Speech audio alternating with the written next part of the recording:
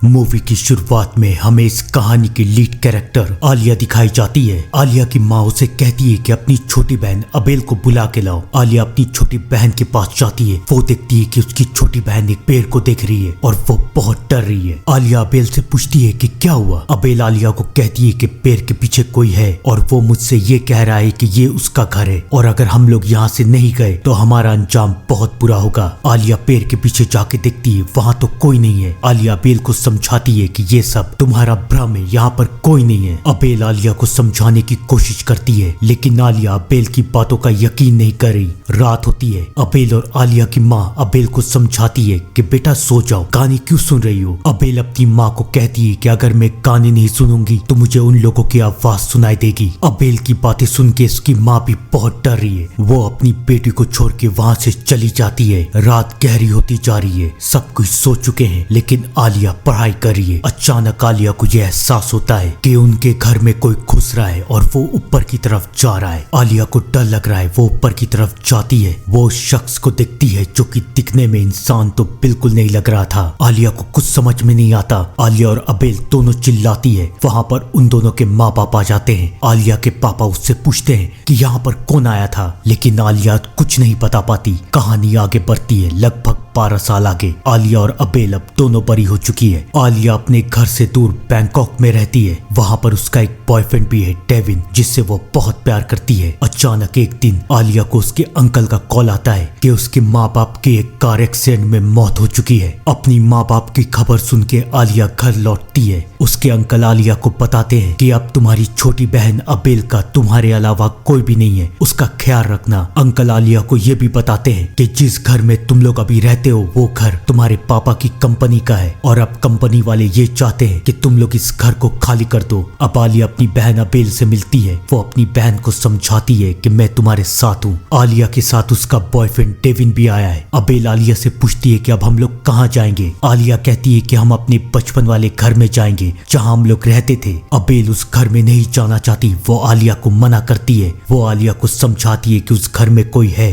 अबेल कहती है कि तुमने भी तो बचपन में देखा था। आलिया कहती है कि वो एक चोर था जो कि चोरी करके वहाँ से भाग गया था। हमें डरने की जरूरत नहीं है, हम लोग वहीं जाके रहेंगे। आलिया, अबेल और डेविन उस घर की तरफ पहुँचते हैं जहाँ पर उनका पुराना नौकर सांग भी है। जहाँ पर एक तरफ आलिया और डेविन बहुत खुश है, वहीं दूसरी तरफ अबेल को बहुत डर लग रहा है। अबेल को अभी भी एहसास हो रहा है कि इस घर में कुछ ना कुछ तो है और अबेल का एहसास गलत नहीं था क्योंकि उस घर का साया अबेल के पीछे पड़ा हुआ है। रात होती है। आलिया अपनी बहन को संभालने की कोशिश कर रही है। वो अपनी बहन को समझाती है कि तुम्हें सब कुछ भूल के फिर से स्कूल जाना पड़ेगा, लेकिन अबेल उससे कहती है कि स्कूल में भी वो लोग मेरा पीछा करते हैं, मैं नहीं जाऊंगी। आलिया को समझ में नहीं आ रहा कि वो क्या करे। आखिरकार थक हार के आलिया सो जाती है। रात काफी हो चुकी है। अब अबेल को भूख लग रही है। वो खाना लेने के लिए नीचे जाती है लेकिन अभी भी उसे एहसास हो रहा है कि इस घर में कोई साया है जो उसका पीछा कर रहा है। अचानक एक शैतान अबेल के पास आता है। उसे देख के अबेल चिल्ला देती है। अबेल की आवाज सुन के आलिया और डेविन दोनों आते हैं। दोनों ये देखते हैं कि अबेल बहुत डर रही है। वो आलिया से कहती है कि इस घर का साया उसे मार देगा।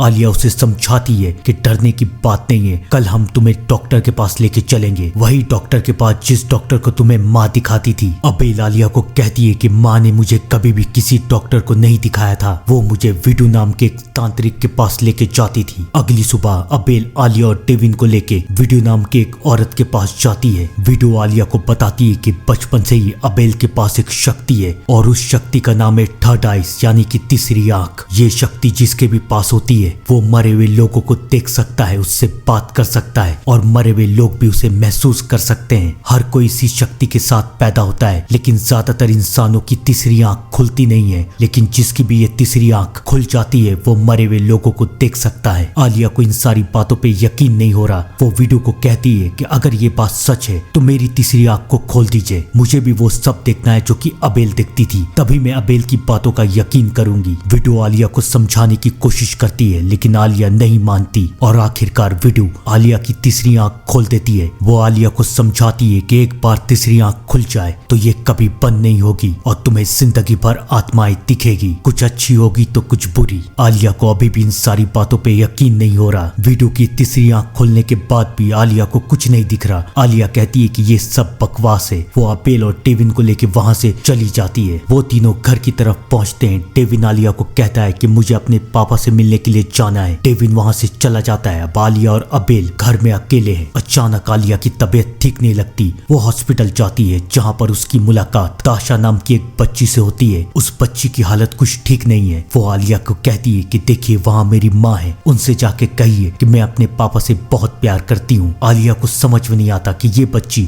अपनी माँ से खुद क्यों नहीं बात कर लेती। तभी उसे डॉक्टर बुलाते हैं। डॉक्टर आलिया को कहते हैं कि आप थक चुकी हैं, हम आपको दवाई देते हैं। दवाई लेके आलिया बाहर की तरफ जाती है। आलिया दिखती है कि वो बच्ची वहाँ से गायब हो चुकी है। और उसके बाद आलिया उसकी माँ से मिलती है और उसकी माँ से कहती है कि ताशा ने आपसे कहा है कि वो अपने पापा से बहुत प्यार करती है। आलिया की ये बातें सुन के उसकी माँ को गुस्सा आ रहा है। वो कहती है कि तुम मेरे साथ क्या मजाक कर रही हो, मेरी बेटी तो आज सुबह ही में मर चुकी है। ये सुन के आलिया को अब डर लगने लगता है। वो जाके नर्स से पूछती है कि आपने मुझे देखा था ना कि मैं किसी बच्ची से बात कर रही थी। नर्स भी उसे ये बताती है कि यहाँ पर आपके अलावा और कोई नहीं था। अब आलिया को अबेल और विंडो के बातों पे यकीन हो चुका है। वो अबेल को कॉल करती है, उसे बताती है कि मुझे अब आत्माएं दिख रही है, मुझे एक आत्मा दिखी थी। वो अबेल से पूछती है कि तुम्हें कैसे पता चलता है कि जो तुम्हें दिख रहा है वो आत्मा है या फिर इंसान। अबेल आलिया से कहती है कि कुछ आत्माएं तो एकदम नॉर्मल इंसान की तरह होती है, जिसे देख के तुम्हें पता तक नहीं चलेगा कि ये इंसान है या फिर आत्मा। लेकिन कुछ आत्माएं दिखने में ही खतरनाक होती है और अगर वो आत्माएं तुम्हें दिख गई तो उसका अंजाम बहुत बुरा होगा। आलिया को अब डर लग रहा है, लेकिन आलिया को पता नहीं था कि ये तो बस एक शुरुआत है। आलिया हॉस्पिटल में है जहाँ पर एक नहीं कई सारी आत्माएं हैं। वो सब आलिया के पास आ रही हैं, कुछ आलिया से मदद मांगने के लिए तो कुछ आलिया के शरीर पे कब्जा करने के लिए। आलिया बहुत मुश्किलों से हॉस्पिटल से भागती है और अब वो अपने घर आ चुकी है। उसे अपनी बहन की बातों पे यकीन हो चुका है। वो अबेल से कहती है कि मैं इन सब से कैसे निपटूं। अबेल आलिया को बताती है कि विडो ने उसे बहुत कुछ सिखाया है। विडो ने उसे ये सिखाया है कि ये आत्माएं तुम्हारे पास इसलिए आती है क्योंकि इन्हें मुक्ति चाहिए। कुछ आत्माएं अच्छी होती है तो कुछ आत्माएं बुरी। विडो ने उससे ये भी कहा था कि अगर तुम्हें ये आत्माएं दिखे तो उनसे बात करने की कोशिश करो, जानो कि वो तुमसे क्या चाहती हैं। आलिया अबेल से पूछती है कि क्या तुमने ऐसी कभी कोशिश की। अबेल कहती है कि मुझे बहुत डर लगता है, मैंने आज तक किसी आत्मा से बात नहीं की। लेकिन अब अबेल अकेली नहीं है, आलिया भी उसके साथ है। रात हो चुकी है, दोनों बहनें सो रही हैं, लेकिन तभी एक साया उन दोनों के घर की तरफ बढ़ रहा है। अबेल तो अपने कान में हेडफोन लगा के सो रही है, लेकिन आलिया को कुछ आवाजें आती है। वो नीचे की तरफ जाती है तो उसे किचन में एक औरत, हॉल में एक बच्चा और एक आदमी दिखता है। वो तीनों मर चुके हैं। आलिया चिल्लाती है, उनसे पूछती है कि तुम लोग क्या चाहते हो। वो तीनों आलिया के पास आते हैं और कहते हैं घर। आलिया चिल्लाती है, लेकिन अब वो आत्मा आलिया को छोड़ने के मूड में बिल्कुल भी नहीं थी। और वहाँ ऊपर अबेल की आंख भी खुल जाती है और वो साया अब अबेल के पास भी आ चुका है। अबेल अपने कमरे का दरवाजा बंद कर देती है और फिर वो ये देखती है कि कबर्ड में आलिया बैठी हुई है। दोनों बहनें बहुत डर चुकी हैं। अब उनके पास कोई चारा नहीं बचा, उन्हें विडो को बुलाना पड़ता है। अब तो डेविन भी वापस आ चुका है। विडो आलिया और अबेल को कहती है कि हमें उनकी दुनिया में जाके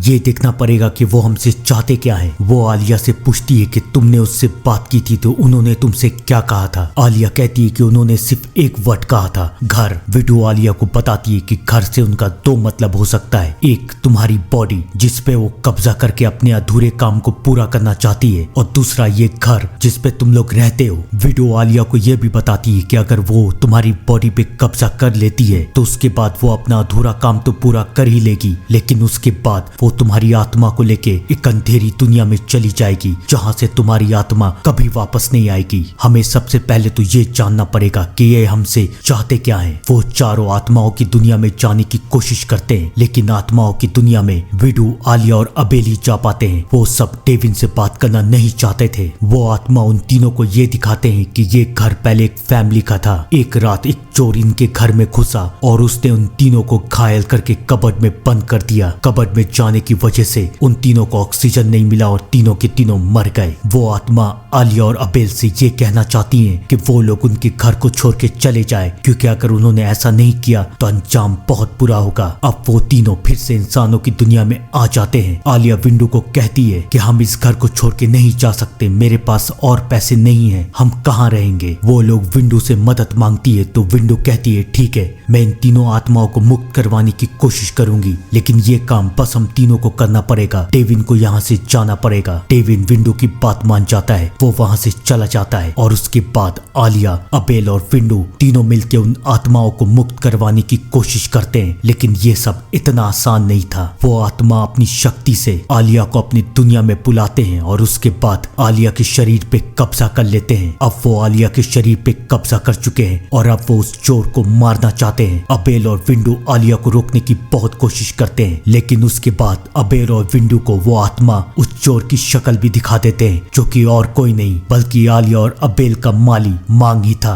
अबेल समझ जाती है कि अब आलिया मांग को मारने वाली है। विंडो और अबेल आलिया को रोकने की बहुत कोशिश करती हैं, लेकिन वो रोक नहीं पाती। अब वो आत्मा मांग के घर जा रही है उसे मारने के लिए। अगर उसने मांग को मार दिया तो उसके बाद वो अपना बदला तो पूरा कर ही लेंगी, लेकिन उसके बाद वो आलिया की आत्मा को लेके एक अंधेरी दुनिया में चली जाएंगी। आलिया के शरीर पे उन तीनों शैतानों का कब्जा है। वो मांग के पास पहुंचते हैं। मांग भी उन्हें देख के डर जाता है और फिर वो मांग को कहते हैं कि याद है ना हम कौन है। मांग को याद आता है कि पहले वो इन लोगों के लिए काम करता था, उसे पैसों की बहुत जरूरत थी, लेकिन इस घर के मालिक ने उसे पैसे देने से मना कर दिया, तो उसके बाद उसने चोरी की और गुस्से में आके इन तीनों को मार दिया। लेकिन अब बारी उसके मरने की थी। आलिया मांग को तड़पा तड़पा के मार देती है और वहां पर विंडो और अबेल भी पहुंच जाती है। विंडो आलिया को कंट्रोल करने की कोशिश करती है, लेकिन उसी वक्त वो तीनों आत्माएं आलिया के शरीर से निकल के अबेल के शरीर में चली जाती हैं और अब अबेल बेहोश हो जाती है। विंडो आलिया को कहती है कि अबेल तुमसे ज्यादा कमजोर है, इसलिए वो तीनों आत्माएं अबेल को लेके जा चुकी हैं। वो अबेल की आत्मा को लेके अंधेरी दुनिया में जा चुकी हैं और अब धीरे धीरे अबेल का शरीर भी मर जाएगा। कहानी आगे बढ़ती है। अबेल हॉस्पिटल में है। डेविन विंडो से पूछता है कि क्या हम अबेल को वापस नहीं ला सकते। विंडो कहती है कि एक रास्ता है, अबेल को उस अंधेरी दुनिया में जाके